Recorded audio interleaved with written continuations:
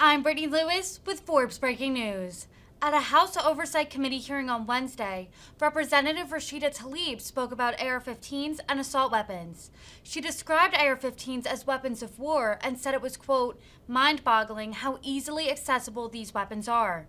The Michigan Democrat said she was focusing on banning assault weapons, but thought about even raising the minimum age to purchase them. Take a listen to her exchange here. The gentle lady from Michigan, Ms. Tlaib, is recognized for 5 minutes. Thank you so much, Chairwoman, and thank you so much for all of you for being here. Sometimes Congress often feels like it's an own little world, separated from the rest of the country. But I hope this morning, hearing the witnesses' strength and courage inspires meaningful action here. The biggest fear I have as a member of Congress, but also just really a mother in America, is that when Buffalo and Uvalde stops being in the headlines, everyone here will go on and do nothing. Other violent shootings never reach those national headlines, like the 4 shootings in the span of a week in the city of Ecorse in my district. With that in mind, I want to really talk about AR-15s. A few weeks ago in Buffalo, one person armed with an assault rifle carried out a racist act of terrorism in a historically Black community. As you may have heard my colleague from California, Congresswoman Porter, talk about how the shooter there, having to reround or reload the gun, actually helped save lives because they have a ban on AR-15s in the state of California. So, Mr. Sepulveda, the gunmen in each of these kind of mass shootings use assault weapons to carry out their attacks, correct? Correct. In a span of 1 minute, how many people could a person kill with an AR-15?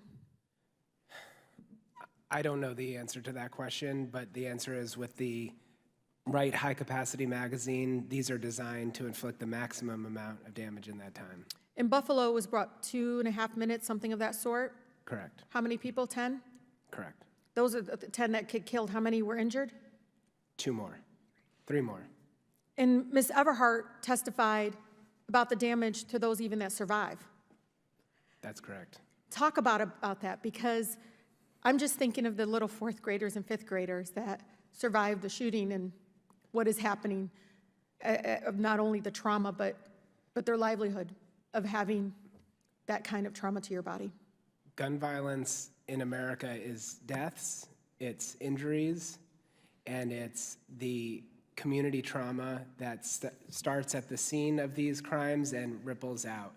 And we too often don't talk about those that survive their wounds but have to live with them forever, and the family members who need to take care of them. We don't talk about the costs on society that, loss of work, loss of mental well-being costs our society, not to mention those that aren't hit by a bullet but whose lives are forever changed. So many of my friends who are in the military service and been trained to use AR-15s tell me that there's this big opposition to call them weapon of war, but they are, correct?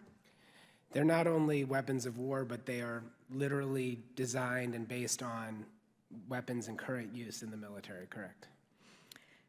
One of the things if I may, Chairwoman, to enter from the New York Times article, the mass shootings were where stricter gun laws might have made a difference. Without objection. Even raising the minimum age, I have not thought about that. I was more focused on banning assault weapons, but as they went through, they said 4 gunmen were under the age of 21 that purchased their weapons legally. And they went on to say, the number of people that were killed. And it even goes on to talk about the use of so-called assault weapons or weapon of war, as some of my veterans in my community call them, that the easy access to them is even mind-boggling for those that serve our country, but even in some of these communities had no idea that's how accessible they are. That a lot of the parents don't even realize that this person was able to just go to the corner department store and get it. The American people don't realize how accessible these weapons of wars are. The reason that the country currently requires you to be 21 to own a handgun is because the country came to understand the lethality of handguns and use in crime. The reason the country did not raise the age on long guns is because what comes to mind is the hunting rifle that you use, you know, in a rural area that 18-year-olds are more than capable of learning to shoot on. These are AR-15s. These are designed for people with military training. And yes, in most places, you can walk in as an 18-year-old into a department store and buy one. Thank you. Ms. Pringle, really quickly. I told you in tears, breaking down of friends I've known for a long time as teachers, buying literally ladders to bust the window down to be able to climb out of their classroom in situations like what we saw in Texas. What are you hearing from teachers other than that? Because I hear them talking about getting bulletproof vests Okay, for not only themselves, but the their... gentlelady's time has expired. Ms. Pringle may answer briefly. I'm hearing from teachers all over this country that what's being asked of them to stand in the gaps to protect students is unacceptable, that they should not be the ones responsible for trying to protect them against assault weapons that are killing students in 2 minutes, 4 minutes. All of the students and the adults were killed in Columbine. We should not bear that burden. That is not our responsibility. Our responsibility is to teach our students. Thank you.